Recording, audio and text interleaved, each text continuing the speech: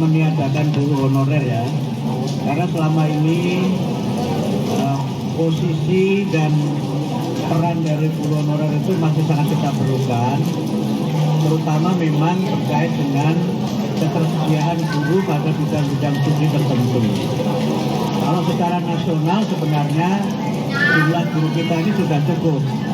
Problem kita adalah distribusi guru, dan problem yang kedua adalah kekurangan guru pada bidang-bidang studi tertentu yang memang itu tidak bisa kita hindari, harus diambil melalui jalur misalnya guru-guru honorer, dan mungkin juga kalau misalnya budgetnya memungkinkan ya kita lakukan rekrutmen guru pada bidang studi tertentu.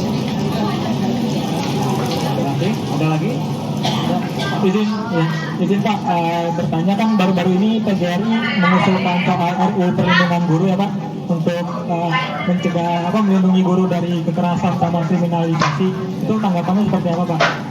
Kalau secara aturan, secara undang-undang sebenarnya sudah ada pasal di dalam undang-undang guru dan dosen yang mengatur tentang perlindungan guru. Sudah ada di dalam undang-undang guru dan dosen itu, bahkan juga sudah ada turunannya di dalam peraturan menteri yang waktu itu diterbitkan oleh Pak Muhadjir Effendi. Jadi persoalannya sebenarnya bukan tidak ada jaminan hukumnya, tetapi bagaimana penegakan dan pelaksanaan dari aturan di dalam undang-undang itu. Dan kalau kita lihat persoalan yang sekarang ini dialami oleh para guru itu terjadi karena kurangnya komunikasi antara pihak sekolah dengan orang tua. Kemudian yang kedua mungkin juga sebagian karena kurangnya kompetensi pedagogik para guru, terutama yang berkaitan dengan classroom management, penanganan anak secara individual. Tapi juga tidak kita pungkiri memang ada anak-anak yang dia memerlukan perhatian khusus dari gurunya, dan juga mungkin ada ekspektasi yang terlalu tinggi dari orang tua terhadap guru, yang karena itu kemudian terjadi kasus-kasus yang tidak kita inginkan. Karena itu solusi yang kami lakukan untuk jangka pendek ke depan adalah bagaimana guru-guru ini memiliki kemampuan yang berkaitan dengan bimbingan konseling, penanaman pendidikan nilai, dan penguatan kerjasama antara sekolah, guru dengan masyarakat, dan dengan orang tua. Assalamualaikum warahmatullahi wabarakatuh. Bapak Ibu sekalian yang luar biasa, bagaimana kabar Bapak Ibu setelah Bapak Ibu mengikuti aktivitas atau kegiatan di mana kita dapat menyaksikan ya betapa concern atau fokus di pemerintahan sekarang, khususnya bagi Bapak Ibu guru honorer yang selama ini memang menunggu bagaimana supaya direkrut atau diangkat menjadi guru PNS maupun P3K. Nah, Pak Menteri menyampaikan beberapa hal penting terkait hal tersebut Bapak Ibu, sehingga ini menjadi sesuatu yang perlu Bapak Ibu perhatikan. Bagaimana nasib guru honorer setelah Pak Menteri Bapak Abdul Mukti dilantik sebagai menteri pada era pemerintahan saat ini? Sebagaimana diketahui Bapak Ibu sekalian, pada era saat ini terdapat 3 kementerian ya, Kementerian Pendidikan Dasar dan Menengah, Pendidikan Tinggi dan Kebudayaan. Dari sebelumnya yaitu Kemdikbudristek. Nah, di sini akan menyoroti atau akan membincang tentang bagaimana nasib guru honorer. Maka Pak Menteri sudah menjelaskan sebagaimana penjelasan yang Bapak Ibu sampaikan atau Bapak Ibu dengarkan, simak sebelumnya.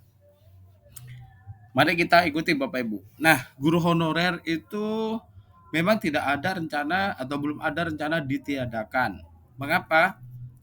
Guru honorer posisinya itu masih sangat diperlukan Bapak Ibu. Jadi sebenarnya guru honorer itu penting adanya, sangat penting dan sangat diperlukan oleh pemerintah. Apa alasannya? Nah, di sini dijelaskan bahwa guru honorer diperlukan itu untuk menutupi kekurangan guru pada bidang studi tertentu atau ketidakmerataan guru. Nah, di sini disampaikan oleh Pak Menteri untuk bidang studi tertentu memang banyak mengalami kekurangan sehingga butuh ketersediaan. Walaupun Pak Menteri mengatakan bahwa secara nasional jumlah guru itu cukup, namun distribusi guru belum merata di setiap daerah di Indonesia ini. Oleh karena itu tidak bisa bahwa guru honorer itu ditiadakan setidaknya sampai saat ini, Bapak Ibu sekalian. Nah, sebenarnya menurut beliau problemnya itu ada dua, Bapak Ibu. Yang pertama, distribusi guru yang tidak merata di seluruh atau di beberapa daerah. Kemudian yang kedua itu kekurangan guru pada bidang studi tertentu. Alasan inilah yang menguatkan bahwa guru honorer itu tetap ada dan sangat diperlukan di sekolah-sekolah, Bapak Ibu sekalian. Kemudian Pak Menteri juga menyampaikan bahwa nanti dimungkinkan setelah dikaji akan perekrutan terhadap guru honorer untuk mengisi distribusi di beberapa daerah serta untuk mengisi formasi guru bidang studi tertentu yang mengalami kekurangan. Nah, ini sangat penting, concern menjadi perhatian Bapak Ibu guru honorer. Jangan khawatir bahwa nanti pemerintah juga akan melakukan rekrutmen sesuai dengan kebutuhan, yaitu didistribusikan kepada daerah tertentu atau daerah yang memang jumlah guru tidak merata. Kemudian yang kedua, kekurangan ketersediaan guru pada bidang studi tertentu.